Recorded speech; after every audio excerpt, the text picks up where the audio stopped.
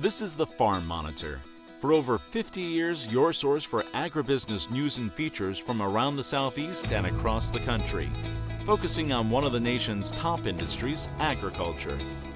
The Farm Monitor is produced by one of the largest general farm organizations, the Georgia Farm Bureau.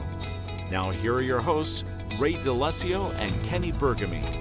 My oh my, has it really been a whole week since we last got together? It I don't know, maybe we should do this more often. What do you think, Kenny? Not a bad idea. Hey, it's good to see you again. If you're new to the program, welcome aboard. This here is what we call the rundown. Now, straight ahead, despite the current pandemic, the annual Sunbelt Field Day went on as planned, but there were some modifications and changes to the program. John Holcomb will have the full recap. Also on the show, the Monitor goes one-on-one with ABAC President David Bridges. His vision for the future and why the college continues to get more and more popular each passing year. And then later, buckle up and brace yourself. We're taking you inside the minds of an elite group of pilots whose burning desire is to help extinguish wildfires. They are the Georgia Forestry Commission's Air Operations Team, and they definitely have a unique set of skills. These stories and so much more start right now on the Farm Monitor. COVID-19 may have forced the cancellation of Sunbelt Expo 2020, but it didn't prevent organizers from holding the annual field day. Although, as John Holcomb reports, there were some minor changes to the program and plenty of precautions. Like most things these days, this year's Sunbelt Field Day was a little different as they decided to make it a drive-through field day to help prevent the spread of COVID-19. However, just because the format had to be changed didn't mean the content and quality of the content did. We have 34 stops today. It's a little different. It's a drive-through with 34 videos online. And when you go to stop one, get your smartphone, hook it up to your Bluetooth, hit number one. Farmer Fredo will tell you everything about cover crops for gardens, all the way through the end of the deal. It's a new concept. The farmers don't have to get out of their truck. It's going to be 95 degrees today, and that's a good thing. But it's also for safety. We're trying to, we call it a hybrid approach where we blend the safety of the farmers not having to get out of their truck, but they still get to come through the farm, see the crops, and watch the videos and learn for information they can take back to them. That information is important for producers as they get to see the research that is being done to help them grow the best, most cost-effective crop possible. Research and extension is critical to what we do, whether we're dealing with university researchers or corporate researchers, getting that information to the county agents so they can disperse it throughout the countryside. Farmers are essential workers, providing food, fiber, and shelter for the world. And the research that we're doing now is basically for the future. While there, growers also got to hear from University of Georgia agronomists that gave updates on how crops are doing around the state. As of right now, Georgia cotton is doing great, but things are starting to get interesting. The 2020 crop is looking pretty good. We had some decent rains in the beginning of the years and didn't have many planting problems. Got some decent stands. Weed control has been good. And like you said, we're shifting into mid-season now. Get a little dry, so our irrigated cotton a lot of it looks great. And we have cotton, we planted all through from end of April all the way into June. So we got cotton everywhere from, pretty small all the way up to second, third week of bloom already. So, but overall it's looking good. We just hope to keep getting some rains here as we progress. Cotton needs some good moisture and peak bloom period. And as for peanuts, it's just like cotton. But according to Munford, now is the time to really get things in order to make it a successful 2020 crop. The main thing is hopefully, as a grower, the biggest thing that could help you at this point from here on out to the end of the year is that if don't try to cheat yourself on putting out the products that you need to put out, fungicides, insecticides. If you got a problem, if we got weeds, let's take care of our problems. Let's try not to overspend. Do what we need to do it at the level that we need to do it, but try not to overspend. One way you can ensure that you don't overspend is make sure you've got either a consultant looking at your peanuts or a crop scout looking at your peanuts. Reporting in Colquitt County for the Farm Monitor, I'm John Holcomb. All right, John, thank you so much. And speaking of Sunbelt changes, Kenny mentioned no expo this year. Well, there also won't be any Swisher Sweets Farmer of the Year celebrations either. All of it, the judging tour, banquet, luncheon, it's all getting rolled over to next year's expo scheduled for October 19th through the 21st of 2021. Now, there won't be two Farmer of the Year celebrations, just the one that was scheduled for this year and delayed due to COVID-19. Meantime, those so-called mystery seed packages from China, well, they are now a priority for many researchers, including those at the Georgia Department of Agriculture. So far, early test results have identified the seeds as a variety of things, including pumpkin, eggplant, zucchini, just to name a few. Back in late July, people across the country started receiving these packets in the mail. But the bottom line, folks, if you happen to receive some, do not plant them. Don't even open the packet. Despite the early results, officials are still concerned that some of the packets could quite possibly be some sort of invasive plant species, maybe something that could harm livestock. We reached out to Georgia Ag Commissioner Gary Black to get his take on the situation. I've been advising folks to treat it as if it were extremely, or certainly subject to extreme harm.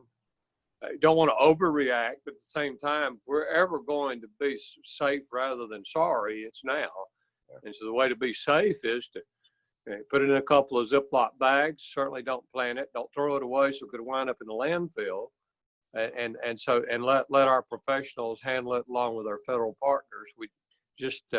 It's just much easier to proceed with caution, given the fact that we don't know what the product is. Could the seed be inoculated with something that could be harmful to public health? Given the circumstances we're living in, that's certainly one of the options. Well, as he gets set to embark on yet another year at ABAC, David Bridges does so as the longest-serving president in school history. In fact, he is the longest-serving president in the entire university system of Georgia. And needless to say, he's faced a number of challenges along the way. Damon Jones sat down with President Bridges to discuss what he's most proud of during his tenure and what to expect for the upcoming semester.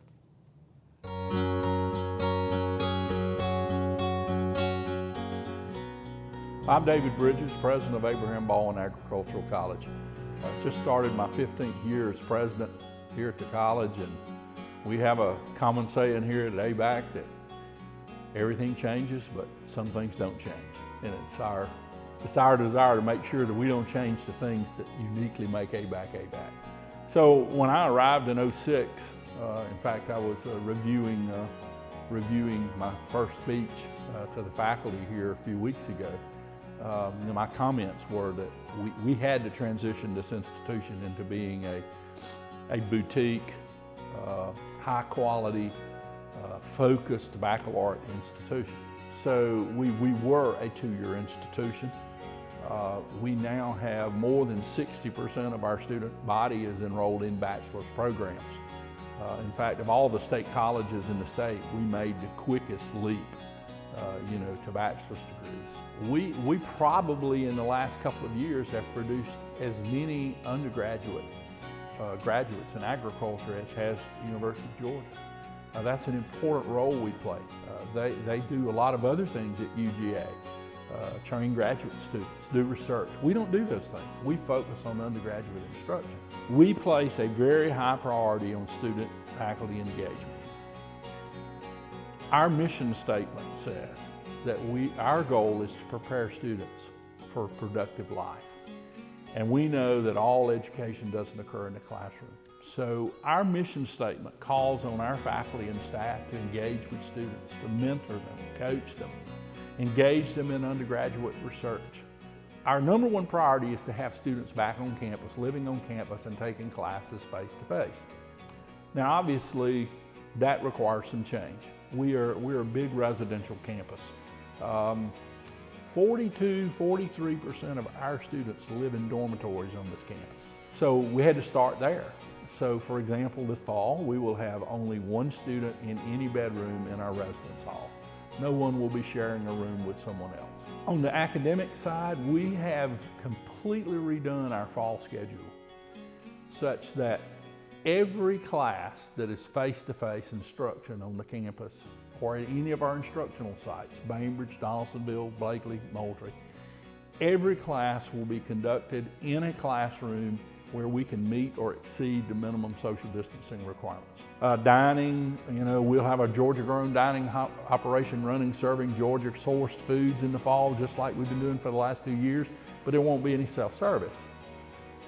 Everything will be served. So you go to salad bar, someone else, you will tell them what you want in your salad, they'll fix your salad. You won't have access to, fixing your own. Yeah, we have a plan.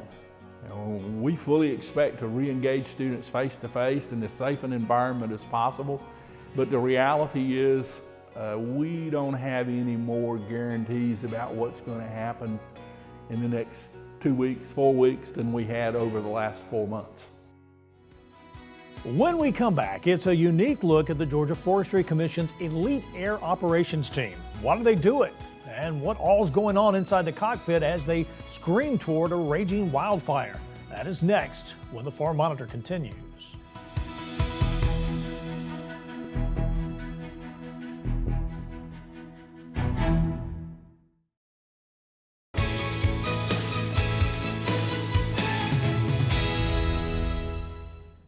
Well, cotton producers, this is something you don't want to hear. According to the National Cotton Council, they estimate the total economic damage to the cotton industry from COVID-19 is in the billions. It's a tough pill to swallow. Council CEO and President Dr. Gary Adams explains the impact the pandemic has had not only on cotton producers, but textile manufacturers, brands, and retailers. As we look at the impacts of the coronavirus on the U.S. cotton industry, we've certainly seen a devastating impact on cotton demand overall.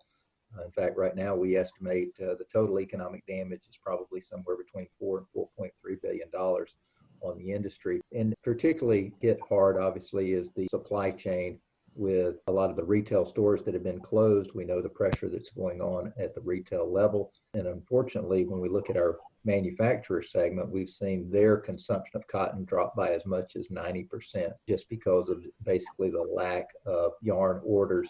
As we look at the situation in that segment, about the only production that's going on is some of their efforts to redirect production toward PPE, personal protective equipment. Also, as we look at the merchandising segment, with the slowdown in global demand, USDA is cut by about 20%, is really leading to some increased cost, increased stock holdings. And then finally, obviously, the producer is being impacted by the lower prices. So as we look at those key pressure points in the industry and we look at the next stimulus legislation, we're pushing for assistance that can address those three key areas of need. And we want to see some assistance that will go to our U.S. textile mills that's somewhat modeled after the assistance they receive under the Farm Bill, but do so at a higher level to offset a portion of their losses. And then also assistance to the merchandising channels that can help provide the liquidity that's necessary for the marketing outlets that producers need. And then finally, we want to see the legislation include some assistance for producers for the 2020 crop. We know that producers received some benefits under the CFAP program, but really need to see now some assistance that's targeted toward the 2020 crops. As we look at the next piece of legislation, that's the type of assistance that we believe is necessary for the industry to try to weather the storm that's posed by the pandemic. And unfortunately, we're continuing to see the negative effects, particularly as we look at the demand situation. During Georgia's wildfire season, which typically begins in September and ends in late spring, you may or may not see them or even hear them. But they are there, hovering high above, scanning the earth for any potential danger. When a wildfire does break out, that's when their value becomes invaluable. They being the Georgia Forestry Commission's Air Operations Team. Established in 1949, this group of elite pilots will be the first to tell you they have no qualms with diving headfirst into smoke and flames at 160 miles per hour. It's who they are, and it's what they do. We had the privilege of getting a firsthand account of the type of person it takes to make up this elite squad. We have the best job in the world. I do this because I love it. The only days I ever wake up and think that I don't want to go to work is the days like today when it's raining, because then I know I don't get to fly. It's not lucrative by any means. It's not just like police work or ground firefighting, stuff like that. It's not, you can't do it for the money. You have to do it because it's something you really care about. And it being fun makes that a lot easier.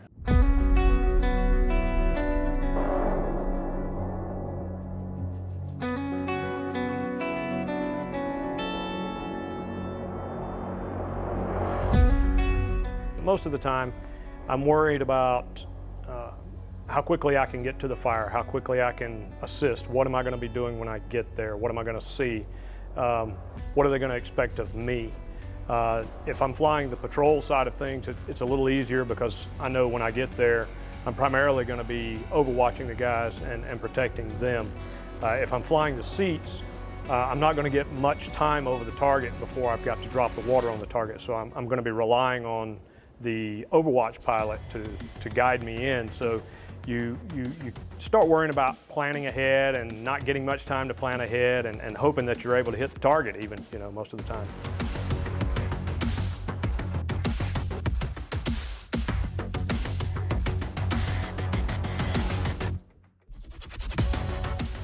We try to train as much as we can so that the movements we make and the decisions we make are sort of automated or muscle memory. That's very important because of the excitement, the adrenaline, the need or desire to serve those that you're going to work with, the guys on the ground.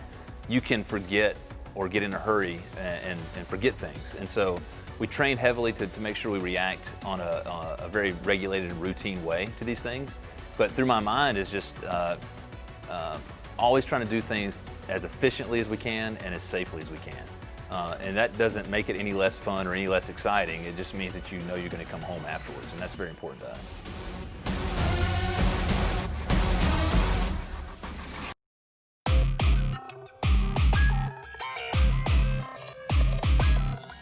Well, it's a Thrush S2R H80. H80 is the GE engine. It's a 800 shaft horsepower turboprop engine. The airplane itself will hold up to 500 gallons of water or retardant or suppressant, depending on what we're doing.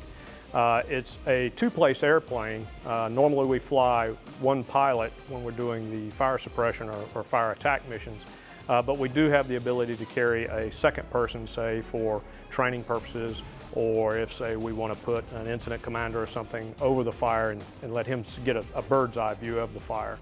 The aircraft has probably about a 3.5 to 4 hour endurance, depending on how much fuel we're carrying and how much water and things like that. It goes about 150 miles per hour on average. Most people don't realize that we even do this in Georgia. So that's the first reaction I get from most people. They're like, oh, we do that? Georgia has that kind of thing going on. So I think most people are surprised by that. In terms of just the work itself, I think people would probably be surprised to learn that it is something that takes a lot, maybe not surprised, it takes a lot of training, a lot of time, and a lot of education. It's not just a seat of your pants, Hollywood type thing where you just go out and fly and hot dog. It does take a lot of education and time and training to be prepared to do well. There's not a lot of room for error. We operate at high speeds, low altitudes with heavy loads, and we're over a fire, working in environments that you feel the pressure to succeed because you want to do well for the guys on the ground. You want them to be safe as well. And so you do have a tendency to want to push things to the edge so that you can succeed. And a lot of times you have to make a difficult decision of saying, I'm not going to do this, or I'm not going to go, I'm not going to take this flight, I'm going to do this from a different angle that may not be as effective, but it's more safe. And that's really the difference between a professional and a hot dog or somebody who's doing it for the adrenaline, is knowing when to stop and when to say no, because you coming home safely is as important as the successful mission sometimes, or all the time actually.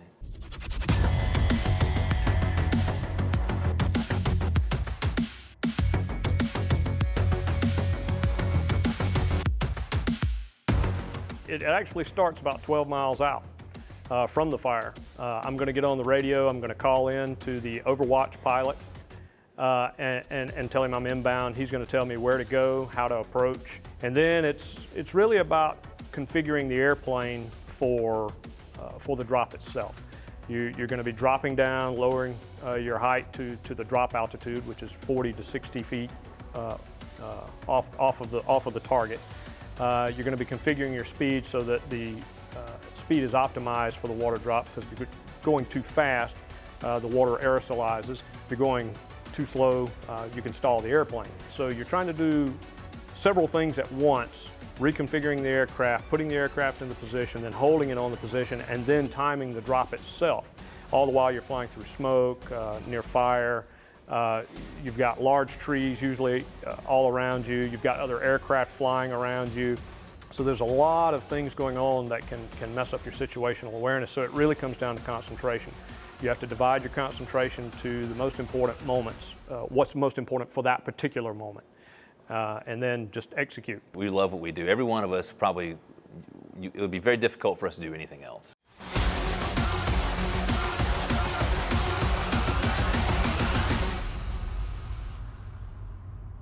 Well, don't forget, if you missed any part of this story or others on today's program, you can still see them in their entirety at our YouTube channel. Plenty of stuff to choose from. All of it dates back to 2009. And while you're there, keep clicking and like the Georgia Farm Monitor Facebook page. Send us some feedback as well if you have a story idea or if you just want to leave us a comment or suggestion. Send us a message either on Facebook or the address that is on your screen. That is news@farm-monitor.com. Time for our final break. Up next, Holstein USA with a look at epigenetics, the next frontier for advancement in dairy cattle. Stay tuned.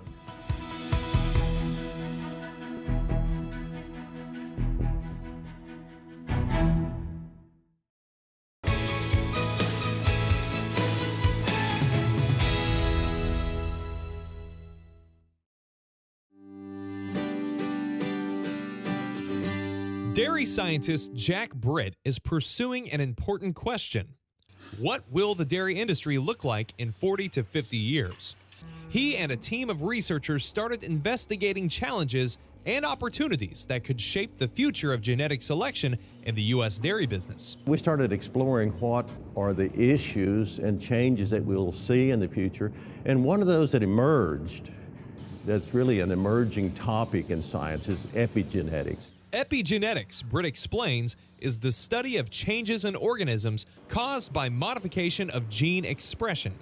He's been studying this science for nearly 3 decades and says an animal's diet, disease, and heat stress are all examples of how environmental influences can impact genetics. We've been focusing on how the environment can change how genes function without changing our DNA sequence.